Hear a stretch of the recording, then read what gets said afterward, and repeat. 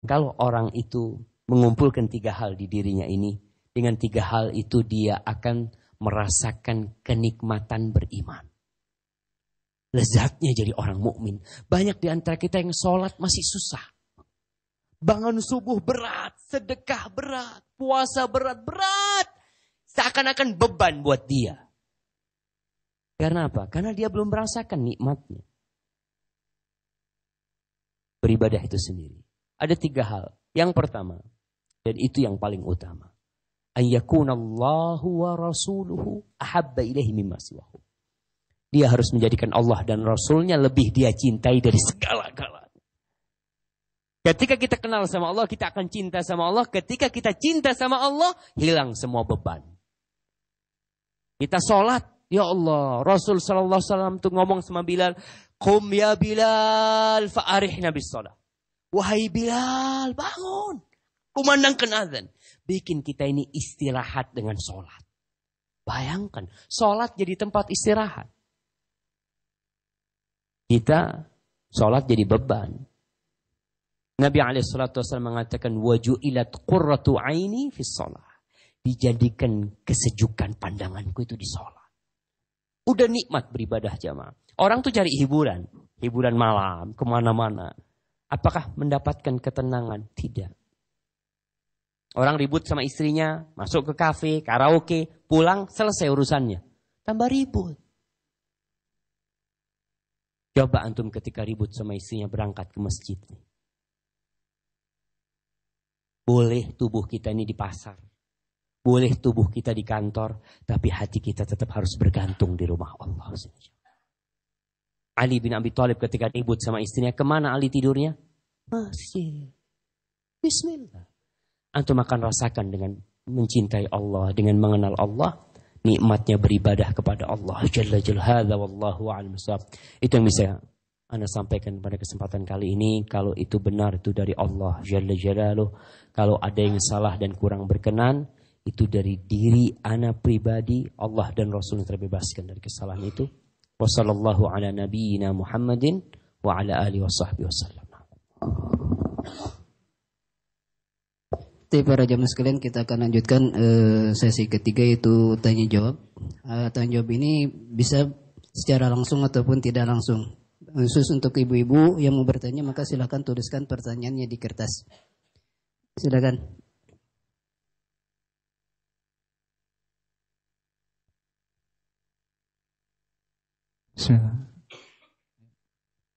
Ustaz, mohon penjelasannya dan nasihatnya. Apakah dengan mencoba atau berusaha meyakini takdir buruk itu adalah kebaikan untuk kita, tapi masih adanya perasaan berat di hati, bisa dikatakan baik dalam memahami asma wa sifat? Terima kasih. Takdir buruk ya? Ya. Mencoba berusaha meyakini bahwa takdir buruk itu adalah kebaikan untuk kita. Subhanallah. Iya. Orang yang ridha dengan takdir Allah itu terkadang masih merasakan pahitnya takdir itu. Tapi para ulama menjelaskan orang yang sudah cinta kepada Allah, yakin, maka di situ rasa sakit itu akan menjadi nikmat. Ingat dengan Bilal bin Rabah ketika disiksa padang pasir.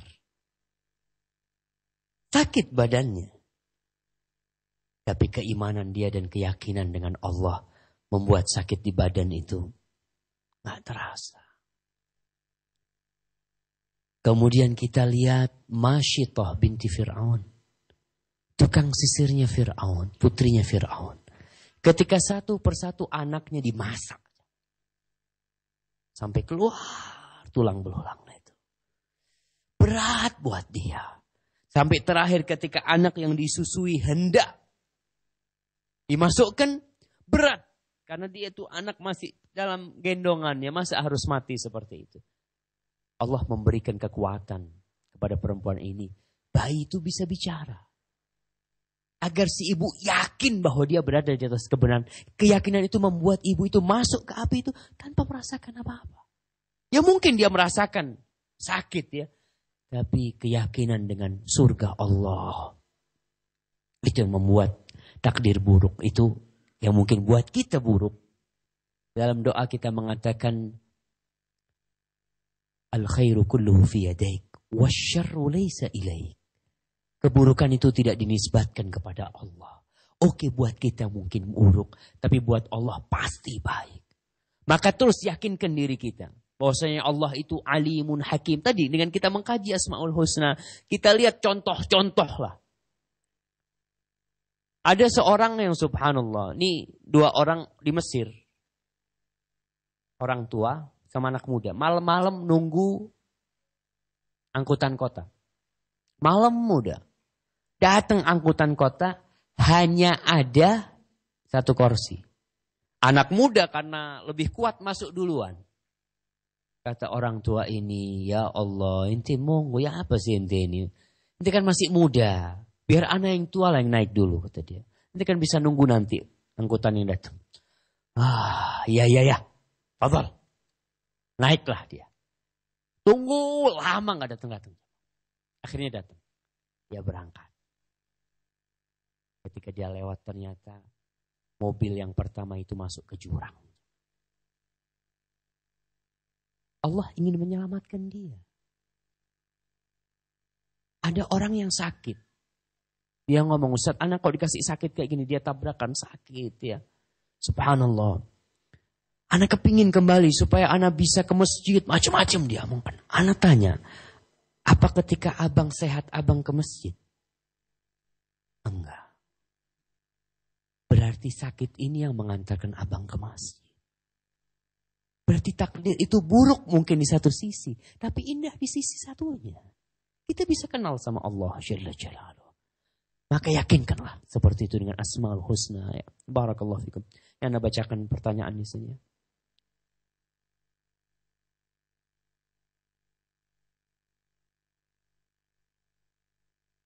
Ustaz, apakah jalan sunnah yang sedang kita jalani untuk menggapai hidayah Allah dan surganya memang mahal? Hal ini Ana rasakan setelah diuji harta.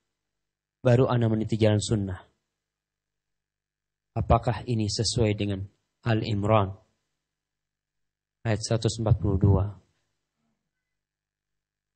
Nah, am hasibtum an tadkhulul jannah walamma ya'lamillahu alladhina jahadu minkum wa ya'lamas sabirin. Jamaah.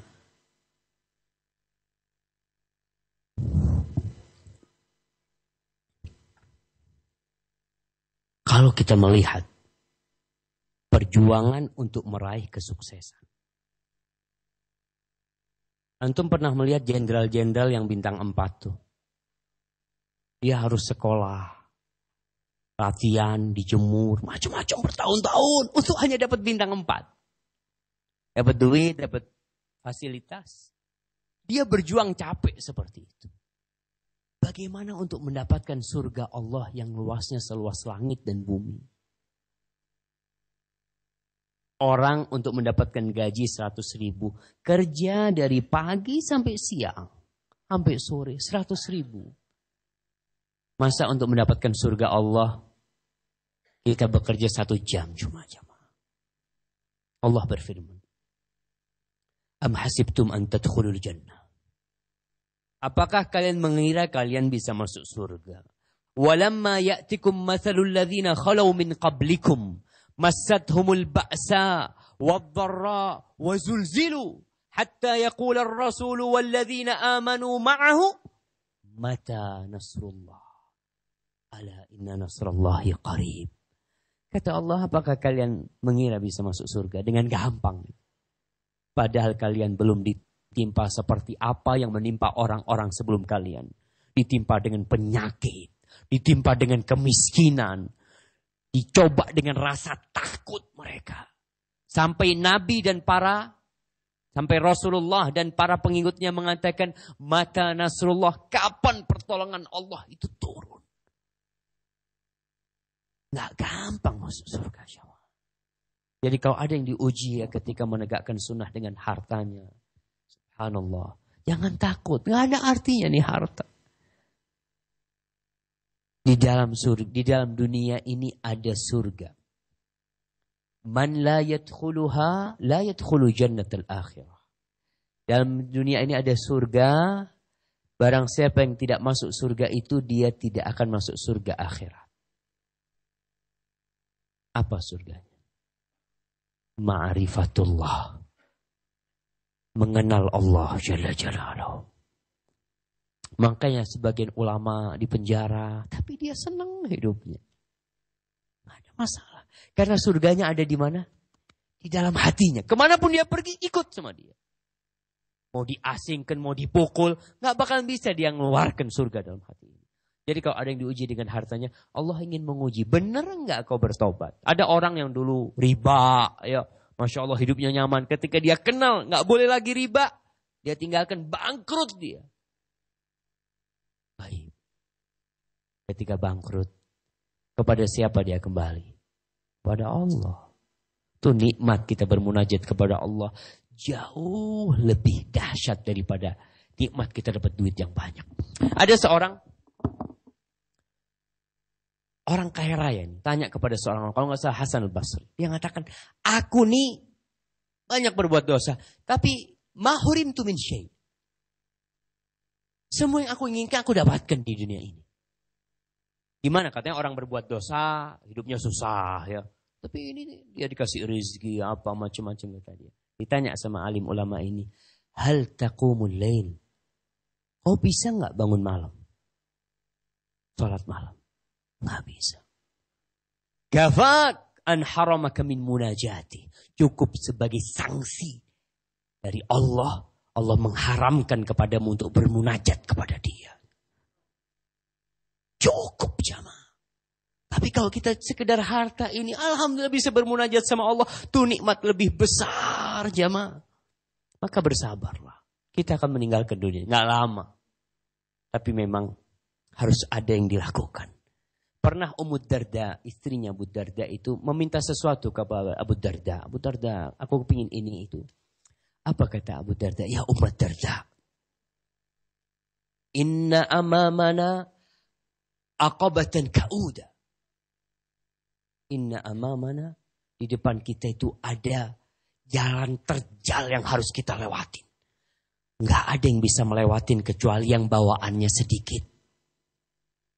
Maka jangan terlalu bawa bawaan yang banyak, kata dia. Naam jamaah.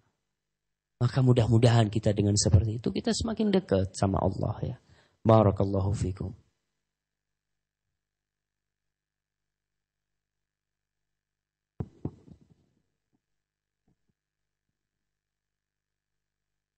Ustadz, ana mau tanya.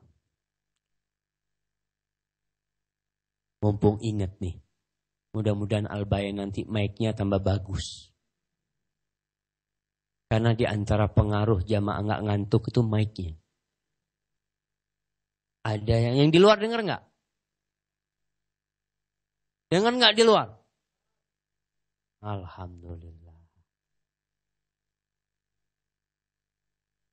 Baik, ini pertanyaannya, apa yang harus Anda lakukan terkait perbuatan dosa seseorang? Yakni ada orang yang melakukan perbuatan zina secara sembunyi-sembunyi. Hingga akhirnya Anda menemukannya, mengetahuinya. Dan tampilan video yang tidak sengaja Anda temukan. Anda ingin memperingatkannya, tapi Anda tidak tahu apa yang harus Anda ucapkan dan apa yang Anda lakukan. Mengingatkan orang tersebut adalah orang yang dekat dengan Anda. Anda mengira yang mengetahui hanya Allah, Anda dan pelaku tersebut. Subhanallah jamaah. Teman yang baik itu bukan teman yang senantiasa membuat kita tersenyum, membuat kita senang. Enggak. Tapi teman yang baik adalah teman yang senantiasa memberikan ancaman kepada kita. Mewanti-wanti kita. Ente hati-hati. Ente hati-hati. Kalau engkau berteman dengan dia karena Allah, berikan nasihat kepada dia. Kasih nasihat. Walaupun umpamanya tidak secara langsung ya. Dudukkan dia, ngomong sama dia. Subhanallah, ceritakan tentang bagaimana seorang hamba dalam kehidupan ini. Itu diuji sama Allah, diperintahkan untuk beribadah. Kasih tahu Allah melihat semua kelakuan kita. tentang perbuatan zina. Walaupun kita nggak ngomong ente berzina, enggak. Kita katakan seperti itu. Ana doakan mudah-mudahan ente dijaga dari perbuatan zina. Ya. Karena Allah tuh melihat kita. Maka dengan seperti itu mudah-mudahan dia dapat hidayah.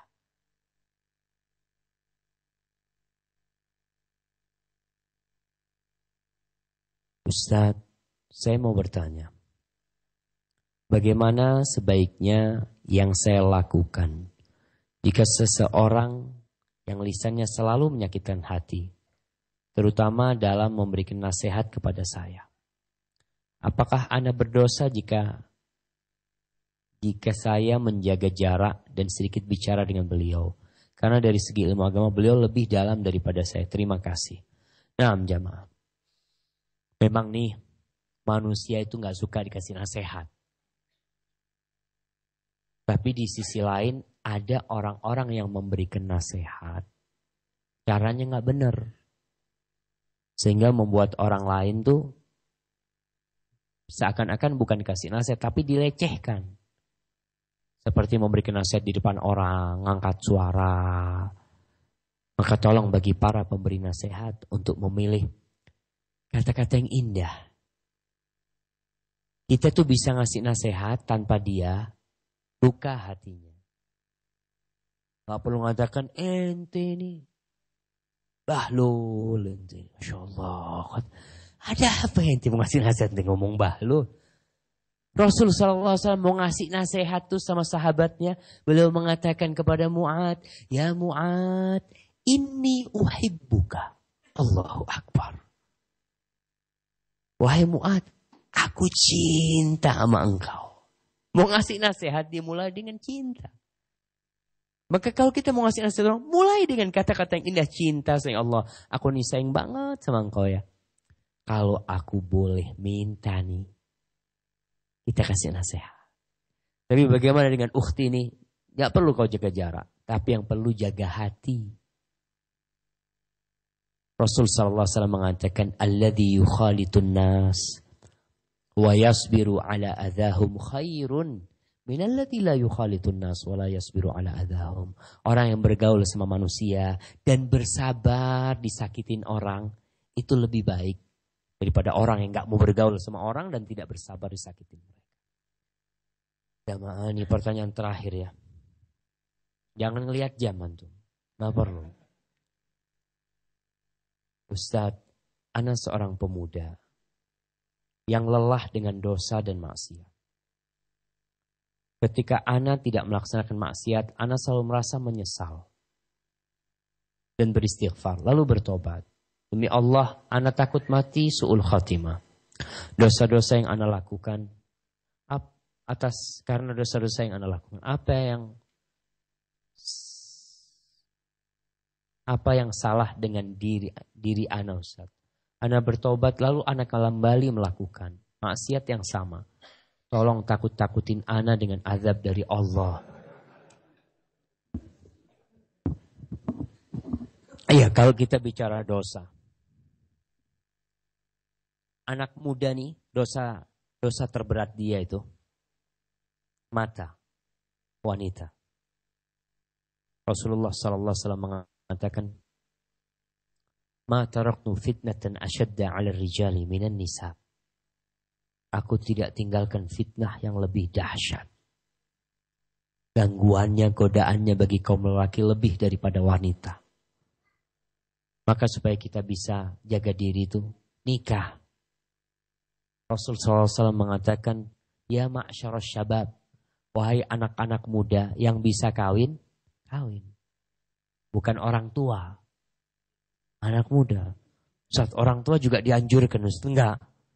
Anak muda tuh, karena orang tua tuh udah beda tuh, nafsunya udah turun. Tapi anak muda ini masih menggebu-gebu. Maka nasihat anak, kalau kau bisa nikah, nikah. Nggak bisa nikah, puasa. Dan ketika panggilan dosa itu datang, tinggalkan tempat yang sepi. Tinggalkan tempat yang sepi. Karena kita berbuat dosa biasanya bisikan setan kuat ketika kita sendirian. Al-Imam Ahmad itu senantiasa menendangkan sebuah bait syair. Mengatakan, idza khalawta ad-dahra yawman fala takul khalaw. walakin qul alayya raqib wa la tahsabanna Allah ghafilan sa'atan wa la annama yukhfa alaihi yaghib. Kalau kau sendirian, jangan kau merasa nggak ada yang lihat, nggak ada yang tahu. Kau ketahuilah bahwasanya Allah tuh melihat, yang kau sembunyikan tuh Allah lihat. Dan hati-hati. Pernah ada anak perempuan nih diajak bermaksiat dengan anak muda. Dibawa dari rumahnya keluar ke padang pasir. Malam hari. Lalu si pemuda ini ngomong, ayo. Di sini nggak ada yang melihat kita. Kecuali bintang-bintang yang bertebaran. Apa kata perempuan itu? Fa'aina mukaukibuha. Kemana yang menciptakan bintang-bintang itu? Langsung dia sadar. Memang tatkala kita merasa tidak diawasin Allah, kita berbuat dosa. Maka bagaimana menghadirkan pengawasan Allah kepada kita? Pelajari Asmaul Husna. Kalau bicara azab Allah itu nar. Kalau mau tahu azab Allah ya, berangkatlah ke penjual gorengan. Penjual gorengan, antum lihat dia goreng ikan atau apalah dia goreng. Antum bayangkan kalau wajah antum yang digoreng. Tangan antum yang digoreng 2 menit, 2 detik lah antum masukkan. Kita nggak bakal mampu jamaah menahan itu. Maka tolong tinggalkan kemaksiatan. Para jamaah mungkin itu yang bisa anak kaji. Sekali lagi kalau itu benar itu dari Allah, kalau ada yang salah dan kurang berkenan dari diri anak sendiri, Allah dan Rasulullah terbebaskan dari kesalahan itu. Subhana rabbika rabbil izzati amma yasifun. Wassalamun alal mursalin walhamdulillahi rabbil alamin. Wassalamualaikum warahmatullahi wabarakatuh.